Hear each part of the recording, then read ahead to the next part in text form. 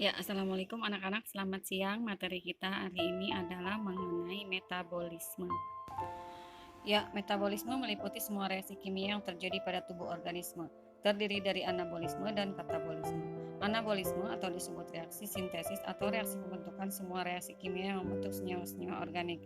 Contohnya sintesis glikogen dari glukosa pada sel-sel hati, kemudian sintesis lipid.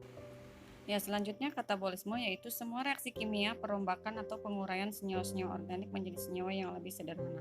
Contohnya perombakan glukosa, kemudian protein.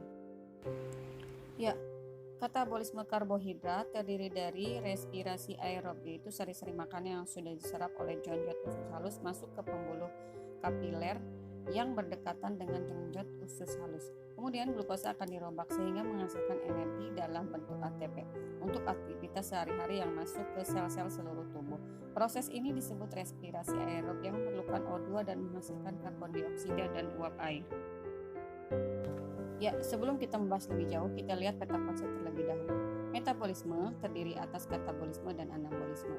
Kemudian katabolisme untuk memperoleh energi terjadi pada karbohidrat, protein, lemak. Kemudian untuk karbohidrat ada aerobik dan anaerobik. Kemudian selanjutnya untuk protein dan lemak itu terjadi pada siklus Krebs. Kemudian anabolisme. Anabolisme terjadi pada kemosintesis, kemudian fotosintesis. Ya, selanjutnya untuk fotosintesis terjadi reaksi terang dan reaksi gelap sehingga membentuk karbohidrat. Ya, untuk katabolisme karbohidrat, pertama respirasi aerob ini yang membutuhkan O2 ya, ada 3 tahap: glikolisis, siklus atau Dahl Krebs, kemudian sistem transport elektron. Kemudian untuk respirasi anaerob yaitu yang tidak membutuhkan oksigen, yaitu pada fermentasi alkohol dan fermentasi asam laktat. Ya, tahap pertama respirasi aerob adalah glikolisis yang terjadi di sitoplasma. Glikolisis merupakan proses perombakan satu molekul glukosa yaitu 6 atom karbon sehingga dihasilkan 2 molekul asam pirufat atau 3 atom karbon.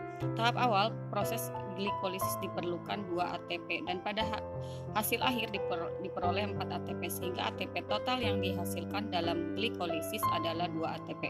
Selain itu dalam proses glikolisis juga dihasilkan 2 NADH. Glikolisis terdiri atas rangkaian reaksi kimia yang masing-masing reaksi dikontrol oleh kerja enzim. Pada tahap glikolisis tidak diperlukan oksigen. Asam pirufat yang terbentuk pada tahap glikolisis selanjutnya diubah menjadi asetil-CoA melalui siklus Krebs.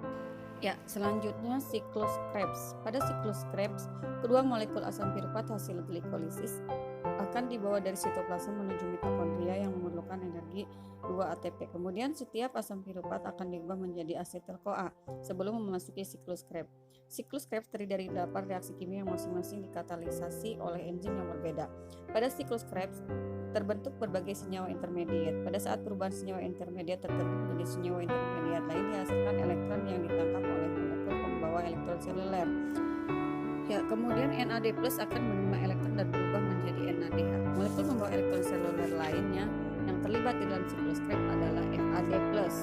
Apabila dalam kondisi membawa elektron, maka FAD+ akan tereduksi menjadi FADH2. Dalam siklus Krebs, setiap asam pirufat akan dirubah menjadi 4 NADH, 1 FADH2 dan 1 ATP.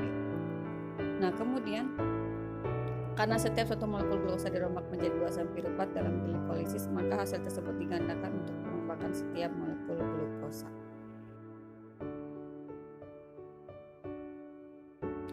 Ya, kesimpulan proses respirasi aerob. Tahapan glikolisis terjadi pada sitoplasma. Substratnya adalah glukosa, hasilnya 2 asam pirufat dan 2 ATP, kemudian 2 NADH. Untuk dekarboksilasi oksidatif, tempatnya matriks mitokondria. Substratnya 2 asam pirufat, dihasilkan 2 asetil-CoA dan 2 NADH dan 2 CO2.